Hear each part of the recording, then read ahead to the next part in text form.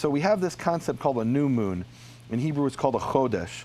Chodesh is from the word chadash, which means new or renewed. For example, the New Testament is translated as Brit Chadashah, which is the renewed covenant. So what is this renewed moon? So basically, the cycle is at the end of the lunar month, there's a period of between 1.5 and 3.5 days where the moon is not visible at all. It disappears. You see it for the last time in the morning just before sunrise. That's called old moon. And then you wait, and then you look in the evening, day and a half later, just after sunset, and you look to see if the moon is visible. And if it's not, then it's the next day.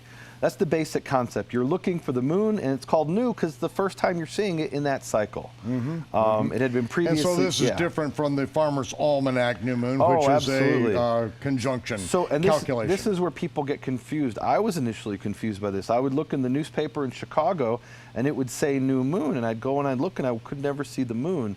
And the reason I could never see it is they were using the phrase new moon differently than the way the phrase new moon, chodesh, is used in ancient Hebrew and in ancient Israel. And the beautiful thing is this is not a matter of dispute among Karaites and rabbinical Jews, and there's no question of what new moon means in ancient Jewish sources. It's very clearly defined. In ancient Hebrew sources, it talks about seeing the chodesh. The chodesh is something that's visible, that's seen. The ancient Jewish sources talk about how when the witnesses would come to testify about whether or not they saw the chodesh, the new moon, the court would ask them, were the horns pointing towards the sun or away from the sun? And they were talking about a crescent, and horns were the tips.